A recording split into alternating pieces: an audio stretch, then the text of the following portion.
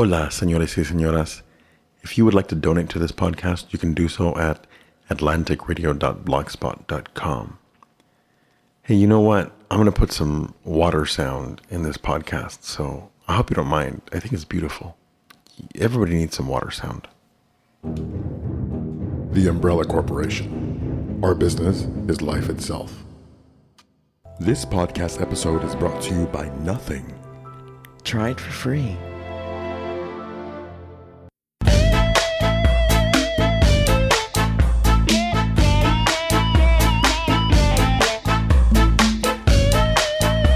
So the Oscars were on tonight, and my wife came in and told me that the movie La La Land was selected for like Best Picture or something.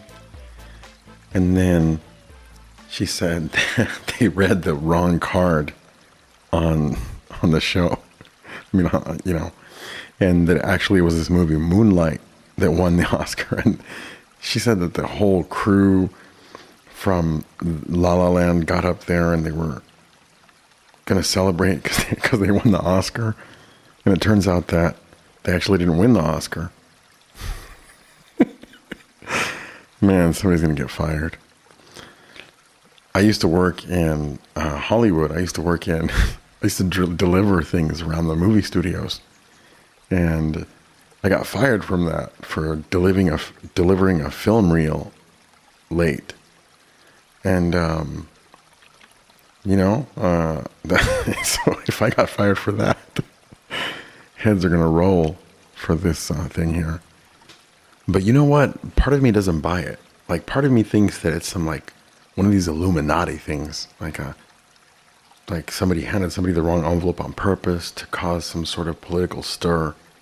Man, I could feel that in there somewhere. And I can't talk very loud because my kids are going to sleep right now. And just pretty much everybody's asleep right now. I'm kind of tired. I went to Dallas. I got in from Dallas, Texas last night. That's right, Dallas, Texas. Is that a good Dallas accent? Is that how it sounds? I don't know. I've been over here in North Florida for too long. I can't tell if I'm doing it right. But I'll tell you what, this dude that was helping us fix our zipper on our luggage, we were returning the rental car, and we broke, Patricia, not we, my wife broke the zipper on the luggage, and we had to duct tape the fucking thing. So, but it turns out that she loaned her friend the luggage and she broke it. Jill, if you're listening to this, I want you to know that we had to duct tape the luggage. Yeah, so, the Oscars is, I don't mean to be contrarian or pretentious, but I don't give a shit about the Oscars. I don't care about the Grammys. And, people are like, but Goliath, how can you not care about these things? Like, how can you, it's like an industry and art, and it's not art, man. It's like some of it is art, but that whole thing, it has, how do I put it to you? It's like, you know what it feels like when I look at the Oscars or any award show really, that like that. It feels like I just moved into a small town that I've never lived at before. I just moved into my apartment and I get the newspaper about whoever the big cheese is in that small town. And I'm like, who the fuck is this guy? I don't care. I don't know who this person is. The king of Snellville or whatever it is. But that's what it feels like to me. A lot of people around here can't relate to that side of me, And it's weird. It's weird because here's like this industry, like if you're a feminist or not, or I don't know, if you're a feminist, here's this industry where they exploit, they have a history for exploiting women and putting them in minor roles and things like that. And here it is, like everybody just watches it. I don't know how many people watched it actually. Anyway, enough about the Oscars. I went to Dallas. We went to Dallas, Texas. And I got to tell you that Dallas is an amazing city. It is enormous. Really, I look at it as like Dallas-Fort Worth. They're like two big breasts talking about exploiting and But really, if you look at it on the map, it looks like two big breasts. Like Fort Worth is over here and Dallas is on the other side. And the downtowns are like the nipples. But that's kind of what it looks like.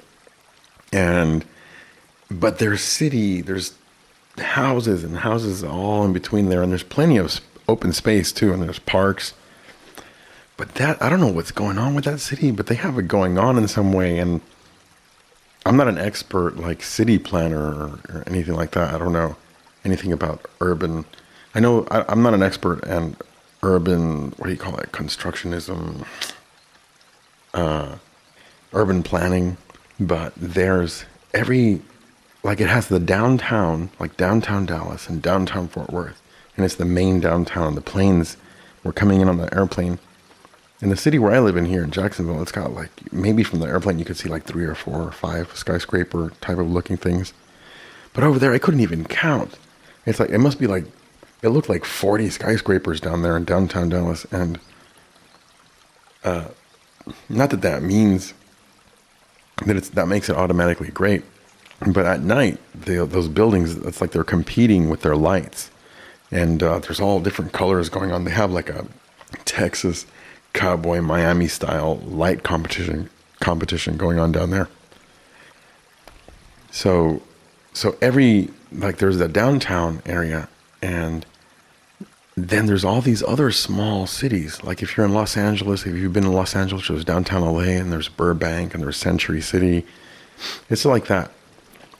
But in Dallas, it's like there's cranes. Like every small city that I would go to, there's like at least 2 cranes, like building buildings, at least 2 cranes. So there's a lot of growth there. And I don't know what that means for me. We really have been considering moving there. We talk like we want to move there. My wife and I both have family there. That's a great thing. But there's so much to say about it. The culture it's diversity of cultures there. Pretty much everything you can think of in large numbers. And I just can't get over how nice people were. It's like the niceness, it's like, forget about that word actually. Everybody at all the counters, every single person at a counter that I would go to at some entry-level job, like some ice cream shop or a coffee shop or a faux place, it doesn't matter the culture, they were actually like trying, I don't know what, to be good people, to enjoy their life, to make the world a better place, whatever it is, it just rubs off on you. And it's not, my wife and I concur, it's not the experience that we have here. Here, where I live anyway, it's less so at the town center, believe it or not, and at the beaches in my experience. And even in a nearby city, St. Augustine. But here, it's like people that I run into on average have some sort of potato chip up their butt. Can I say that? Or there's just some sort of attitude that's going on, something else that's going on that they're preoccupied with, not trying in the way that, however it is that people in Dallas are trying. And the funny thing is, I've had other friends who've gone to different cities. Like I have a friend who moved to St. Louis, and he told me about how nice people were there. And that was like the 3rd person that moved away, and they said that. And I was like, huh. I just put it together. They didn't say that people here were mean, but they said how nice people were there, which implies how people over here are unpleasant in comparison. Now, if you're from here or if you love this place, I'm not trying to talk shit or anything like that. I'm not trying to do that. But I got to tell you, I got to be honest about my experience, about what's happening. That we went to the museum down there. They have a great art museum downtown. And we went to this park that they made downtown right in front of the museum. It's right, it's near all the big buildings. And you can see all the colors in the buildings and the neon lights that they have going on there. And they have a splash park that my kid was playing on. Our kids were playing in the splash park, mostly the 3-year-old, because the 1-year-old, she's not trying to run through fountains like that. My wife, being the blonde woman that she is, blue-eyed blonde woman that she is, she told me that her experience there, because we would split off. Like I would hang out with my family for a while and she would hang out with her family. We would split off and do different things. And she told me that her experience there with African Americans was like all of the weird like tensions that exist here in Northeast Florida were not there. It was, I feel a little bit sad about how much time I've spent here because I'm laughing because I know I can already hear it. People who are all like die hard for the city. Don't worry. You know what? I'll say good things about this place. People who are die hard for the city, I can hear them already. They're like, Man, if you don't like it here, just why don't you fucking move? Why don't you get out of here? you know, that kind of stuff. If it's so great, why don't you buy yourself a cowboy hat? Hey, I have a cowboy hat. If you hear that sound in the background, I don't know if you do, but that's my dog. My dog's collar hitting his water bowl. I can't get over that, though. I can't get over the part where how different people are in that place. It's like a vibration. It's like a climate, a social climate that is created. And how does that happen exactly? I'm not sure. But I won't even try to figure that out. I don't think it's possible to figure that out, how that happens exactly. I'm sure there's theories, and if you come up with a theory, you'll be partially correct. But I don't think you could put it all together. Now, if we do move over there, what I'm going to miss from this place is our neighbor Will is really cool. He's a writer who mows our lawn without us asking him. How cool is that? But I'm going to miss the park near here and the oak trees. There's nice trees over there too, and there are different kinds of trees. I had this imagination, like I had this idea in my imagination that when I think about Dallas, I think like it's some flat desert, but there's a lot of trees there. And during the winter, they're completely bald, like they're bare. There's no leaves on the trees. It looks like what's that movie? The Blair Witch Project. Over there in some parts, which is kind of cool if you're into that Wiccan kind of thing. So every place that we went to go eat, we went to a handful of places, just pretty much all of them at random. Every place was delicious. It's like even in the food, people are really trying. Like there must be a lot of competition there, and there seems to be a lot of money in that part of the country. Maybe in the whole state of Texas, but in Dallas, and there seems to be a lot of money there because everything's really well taken care of for the most part. Like the streets and the signs and the roads and the highways, and you can see it. It's visible. It's palpable. Does that word fit there? Palpable? No, I think that means that you can touch something. But it's imaginarily palpable. I better quit while I'm ahead with those words. So I don't know if you know this, but if you live in Jacksonville, oh yeah, no, actually I was talking about the good things about this place. I dig the river and I dig the climate when it's not steaming humidity off of the ground during summer. And I would miss the nice climate, the nice months, the spring and the winters here, because it gets cold in Dallas.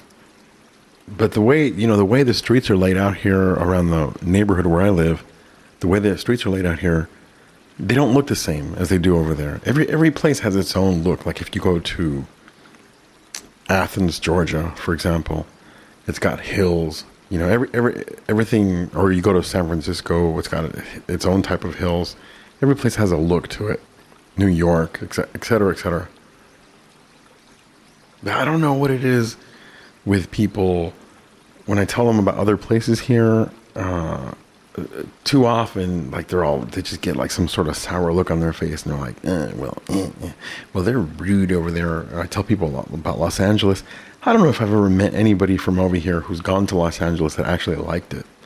Like, how can you not like Los Angeles? I know the traffic sucks, and if you go to certain parts of that place, the people can come off as rude or self-absorbed because it is a Hollywood town. There's a lot of people thinking about themselves there and their careers. But there's so much to see and so much to look at and so much beauty. Like any place, really. It was incredible. It's an incredible place. I'm really, really impressed by it. Oh, you know what? What else? By Dallas, that is. We went to this place called the Fort Worth Stockyards, and that used to be where they used to trade cattle. And it's like, if you're from here, if you're in Jacksonville listening to this, when you go to St. Augustine is like this old Spanish town, which doesn't have much Spanish culture going on in it, because there's like Civil War soldiers marching through there for some reason, instead of like Spanish conquistadores and things like that. But in the Fort Worth Stockyards, that is like the St. Augustine version over there, but of cowboy style. And some of the boots in some of these stores, I mean, do you realize that some of these boots, these cowboy boots, are priced at like $1,500, $2,800 for cowboy boots? For boots, man. That's like somebody's car. I don't even think I can get that much for my 2001 Jetta.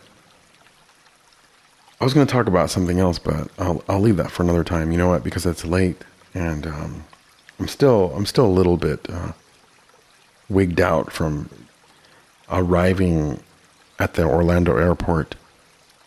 Oh yeah, that's what I was going to tell you.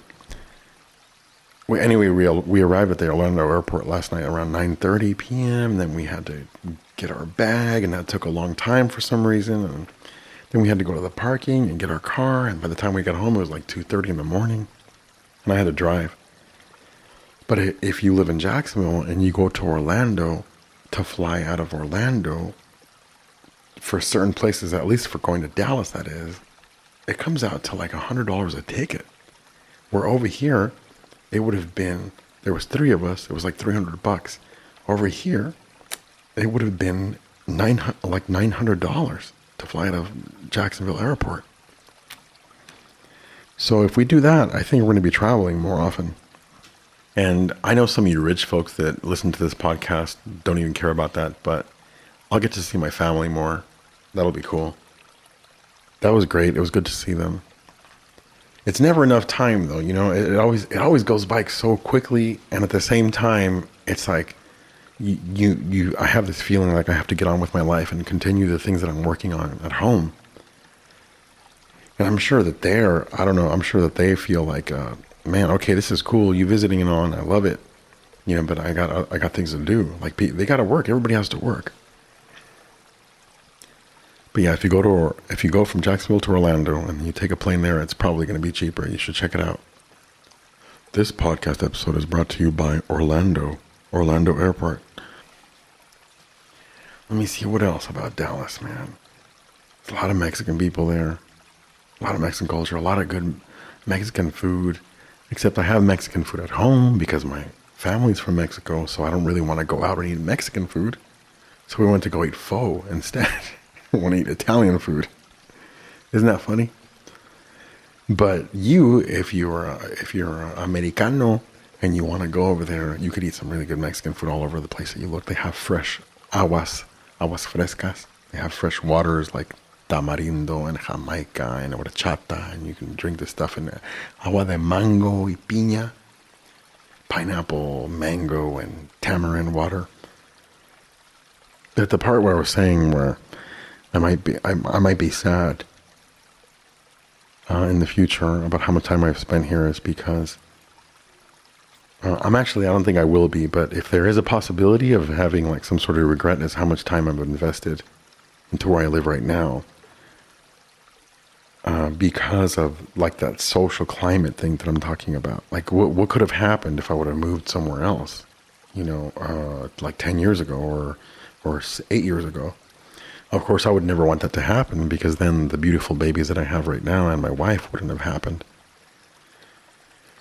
So that's out the window as a regret. But that's the only part that I can consider that it might sting a little bit. because there's people with their chests pumped up over here, and they really should stop doing that. Like that's never happened to me for very long here. I'm aware of where I live. I'm aware if I become a big fish here, I'm aware that I'm a big fish in a small fish bowl. It's hard to lose sight of that for me, especially with the internet, and you see other players and you see how their music is going along, and I try to keep up with the people that I see on the internet, not the people that are necessarily around me here. And it's especially the internet, especially like YouTube and other players, seeing what they do, like in their videos and their playing, is especially good for me, especially since I became a parent, because I can't even get out that much here to meet cool people at all much. 2 toddlers is a handful. It's a lot to do. It's a job in and of itself. A job that our society doesn't reward monetarily for some reason. You have to find some way to make that happen. Like you have to get a job or something else for society to reward you for raising the children that are going to make up the society that is being made. I mean, what am I going to do though? Complain about that? Like it's one of those things where you can complain about it and it's not going to do anything except make you go, that's true. Isn't that some cool shit? And then you make a bumper sticker or you make a tweet about it. And maybe it'll bring awareness to somebody, but that awareness, I doubt that it ever gets to people in positions of power, because if money talks at that level, then you're just a protester on the street talking about something that is inconsequential to them, and it won't touch the politicians, and they'll just be out there selling you hot dogs instead while you protest. That's what gets me about like the Women's March, or if it's a gay rights march, or if it's a march for the border and immigration, because they're like, oh, it keeps the people away from the politician's office. Like it takes the focus off of them. And ultimately for them, this issue is largely inconsequential because it's not dealing with their corruption, no lenses on that. It's not looking at their dealings, no eyes are on that. Meanwhile, people are paying attention to these things that are inconsequential to their careers and their dealings. You know what? I got to get ready for bed because it's late here. I'm going to try to upload this podcast. Thank you all for coming. I hope you drive home safely. And just remember that you're not stupid, and you